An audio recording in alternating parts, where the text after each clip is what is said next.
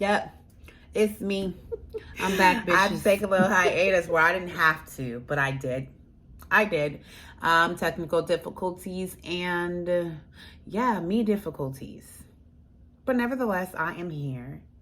If you're a returning person to my channel, thank you. It's good to see you. We up in here. And if you're not, and you just stumbled across me on accident, it was never on accident, it was on purpose. Welcome in, welcome in. My name is Lovespell, a queen with a pen. And on this channel, I upload a bi-weekly podcast, which is going into season 2. That should be up shortly. And in that podcast, we talk about various subjects like shadow work, manifestation, and how to vibe high and stay there. Also, in the meantime, in between time, I also upload videos that go into other subjects like being the best version of yourself, how to manifest, and, just rocking out with your cock out, basically. If this seems like something that you're interested in, make sure you hit that like button, smash that subscribe button, and ring that bell. We about to stir up this pie. Y'all ready or not? So since I've been gone, I've seen, I haven't been like outside of the world. Like I haven't been under a rock, but there's been a lot going on in the social media outside in the computer world. And one of the things that I've come to take notice was this whole fight between woman and man, especially brown woman and man, this color brown, woman and man. It seems that the women are divesting away from our black men, and the men are taking up arms in defense, feeling like they're being attacked. And no, I don't believe that black men are in any way, shape, or form as a whole or a group in hatred of black women, because there's too many black men and black women for that to be true. A black man and a black woman has to get together in order to make a black man or a black woman. So at some point, somebody's loving on somebody, somebody's humping on somebody. We doing something with each other. But there's this large spectrum, this large group of black men and black women who are seeming to be in a battle of sorts. And so I dive deeper into this rabbit hole to figure out what was really going on, because although I am a spiritualist, when something comes about for me that ails at me, I pay attention. Part of my intuition, is part of my duty. And what bothers me the most about the situation is that I feel like there's a certain type of shift. Now, hear me out. I am not a religious person, so I'm not going to give you the story of Adam and Eve. I'm going to tell you a different story. I'm going to tell you a story of when matriarchy ruled said planet. When women were considered to be, goddesses, something of praise. We were considered to be portals to the other world. And therefore, we were looked upon as something to relish, something to hold on a pedestal, something of value and valor. And men were not looked up on this way. It's said that the X chromosome is older than the Y. The oldest bones that we have ever found have always been a female. It's said that we lived on this planet without men, and women were able to conceive, which, if you know anything about etymology, it means to think. We were able to conceive without actually having to have intercourse. And at some point, we conceived a man who would be our counterpart. And he would be everything that we could not be. He would be strong physically. He would be territorial to take care of the family and children. He would be dominant. And he would have a one-track mind, so he wouldn't get distracted by other things, but what his said task was. And he would be great at that. He would be a natural protector, provider, and security. Remember those three things as we move further into the conversation, because I think this is very important for what's going on with the shift that I see happening. So, moving forward, men, the story is told. This is how the story is told. Men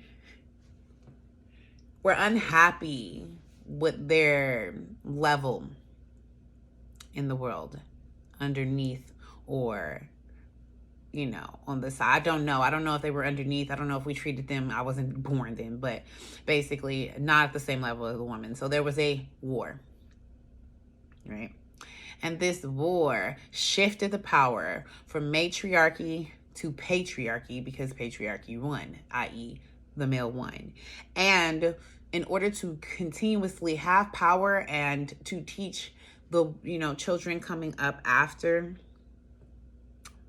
this situation that man was to be worshipped and man was to be God and man was to be the most important, they stripped away all of the artifacts and things that was, pertaining to a woman being worshipped.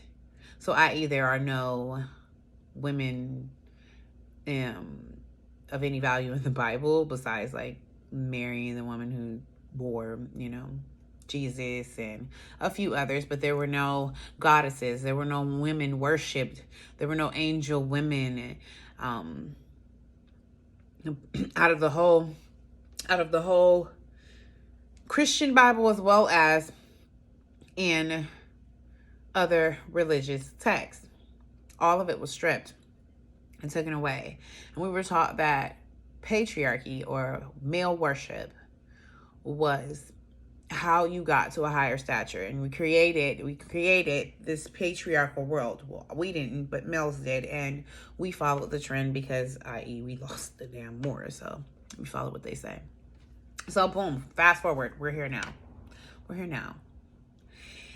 And what I think is going on is there is a shift in power that naturally comes after a certain amount of time, the yin and the yang. And at this point, one is shifting over the other.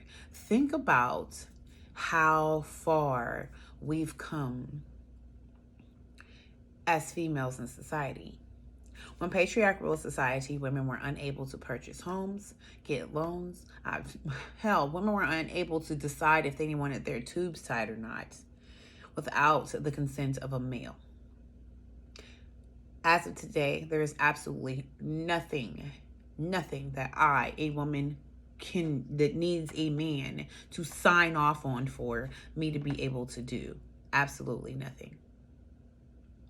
So, in that way, men have already lost the power that they once possessed over. There's this rhetoric going around between men about women being too masculine, and I'm talking about my colored women being too masculine, that we're being non-submissive, and that we don't know how to be led. I would say that all of what is being said is most definitely true, if you ask me.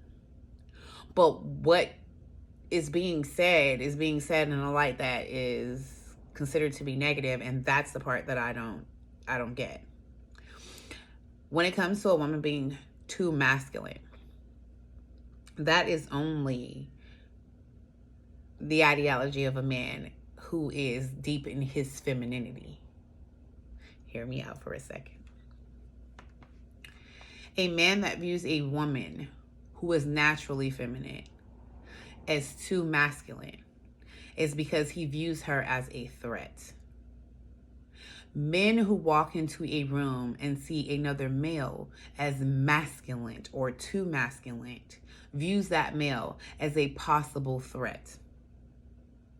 So if he walks into the room and views me as masculine or too masculine, he also views me as a possible threat.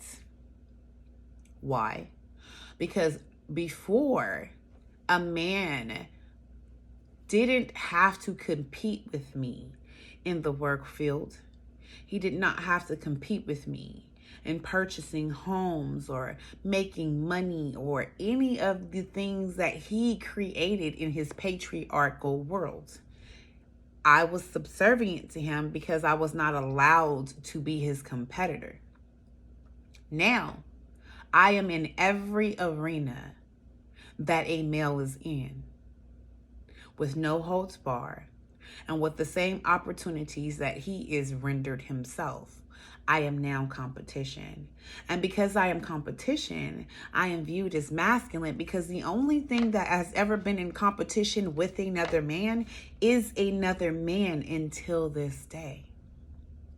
So yes, in the eyes of a man who views me as competition, which I am too masculine for him.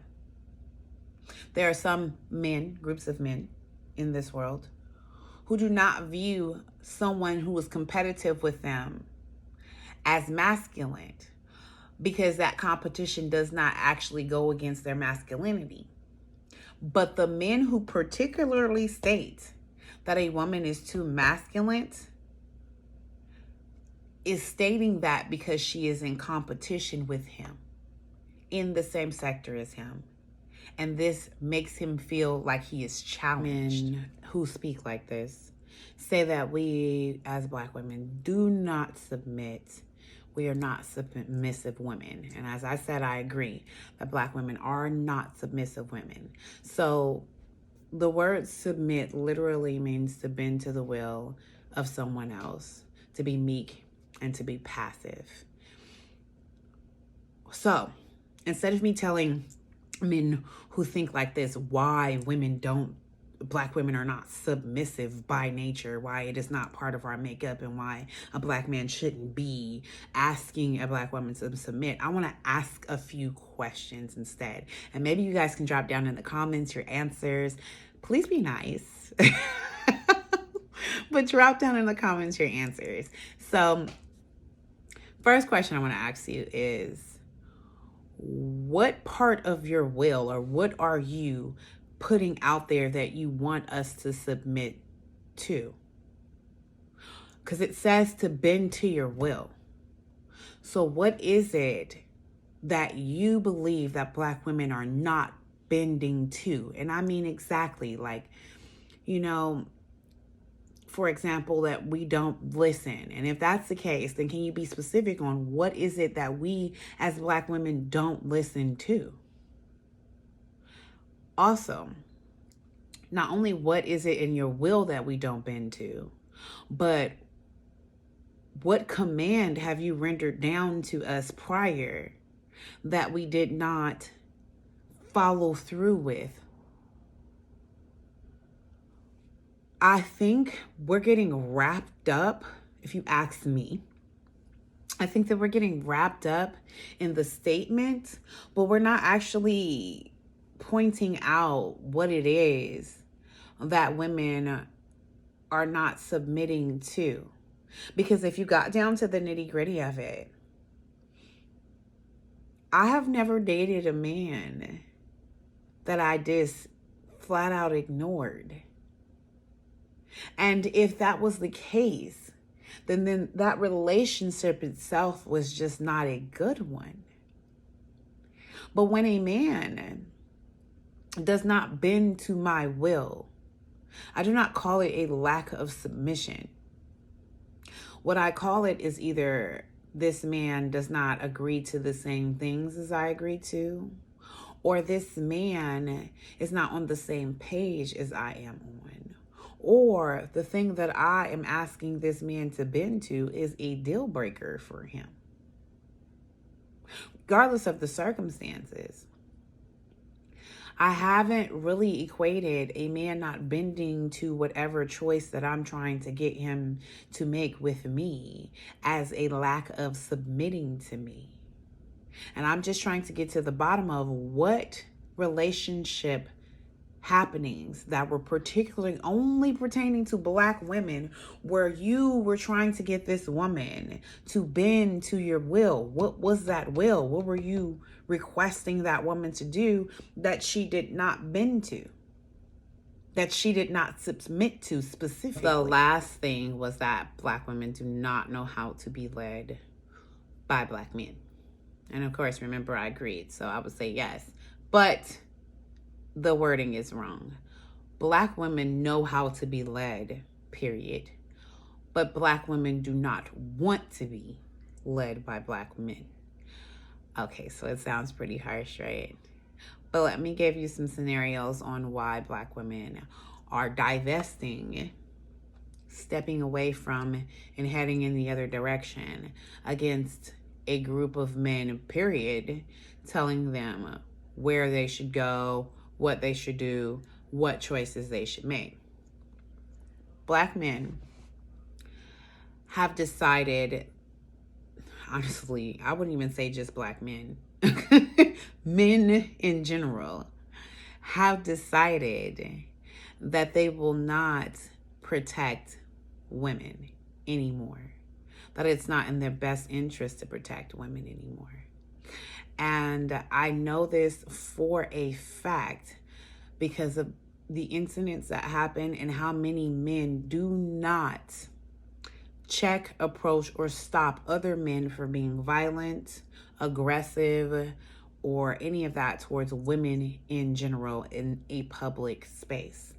I was talking to a friend today, and I had made this statement that men will see a woman being hurt, attacked, aggressed, cussed out, whatever the case may be. There's so many videos of women being socked out in clubs and you know, I was watching a video where a guy was harassing a girl in the gym while she's working out by herself. Just recently, a guy raped a woman on the train while other people watched, and it is because of a couple of things. One, there was a point in time that men were stepping in for women who were getting abused, and then it would turn around and either that woman would go back or that man would kill that man over that situation. And so men were not willing to die for strange women. And I understand it. I really do get it, because at the end of the day, everybody's trying to go home to their families. But see, here's the problem. When men step away and say that I can't step in for a woman to protect her because I need to protect myself, you have just stepped out of the role of being a protector. You can't be both. A protector is someone who steps into battle when things are wrong, when morale is taken for whatever the reason, and it might cost you your safety or your life. I'm not saying by any means that a man should give up his life for a stranger. I'm not saying that. What I am saying, though, is that you cannot call yourself a protector or of a group, yet back out of protecting that group because you don't want to be in the crossfire of the danger. If men get murdered for protecting women, what do you think is happening to the women? So, one, men stripped away their protection from us, and we are left to our own vices. And women have stepped up to the plate and become more protective of each other and protective of themselves in certain instances. I've seen this happen in real life. It's also happened to me. Next, men decided that, well, it's not just that they decided. Let me reword myself. Men have come across a situation where money is, everything's way higher. Everything's more expensive. Everything comes at a high price. And men have started to place way more value on money. not being taken for granted for paying for items for women, not wanting to be a provider because it's 2021, right? So first, the protection of a woman was stripped away from the woman by men. Now, in order to be provided for, this woman must meet certain obligations, i.e., bend to the will or be submissive, meek, and passive to the man she's dating. Follow his lead, even if his lead is not what she wants for her life, as well as wait for him to decide that what her behavior is worthy of the, finances that he's going to provide to her, and he will decide on how much he's going to provide. Either he wants to be 50-50, you do your share and I do my share, or he will pay for the whole or provide for the whole lifestyle, but under strenuous circumstances, basically, under the ideology that she has to bend to the will of his command and order. So now you have stripped the protection. Now you have allowed or pushed for this woman to be her own provider in many different ways. My question comes in to, what is this man now offering? Because a lot of the things that make that counterpart different from a woman has been taken away. What is this man, his qualities? Now, a man will say, it's the love that you should be looking for, love only. Well, if love is the only thing that a woman should be looking for, then it should be the same way for a man. And submission is not love.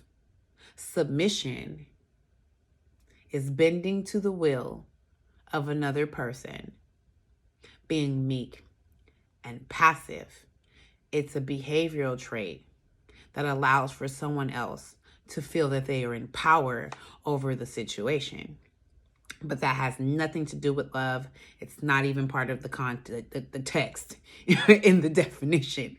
So if a woman is only supposed to be looking for love in that man, not protection, not support, financial support, but a man is requesting for a woman to be bending to his will, following his lead, protecting and providing for herself. You get where I'm going with this? The whole world of accountability is not what I'm going to say. Because accountability is saying that you did something wrong and now you have to take, up for it. What I'm saying is that when you make certain choices, it has losses and gains. So when you start removing certain things as in your patriarch that you've set up from what you want to do now, you cannot request for that person to still show up the way you set up in her position. I hope that we get down to the bottom of why we are having this shift. Because a woman and a man should be in harmony together and on an equal playing ground. But you cannot bring nothing but expect everything. What's up, everybody? Thank you very much for listening to me today. I can be reached at Instagram at Lovespell_LVS888. I'm also now on TikTok at Lovespell888. And you can also send me an email at lovespell.lvs888@gmail.com. If you have any suggestions or just want to talk to me, you can also hit me up in the comments. Now, I've been talking your ear off for long enough. Bye for now.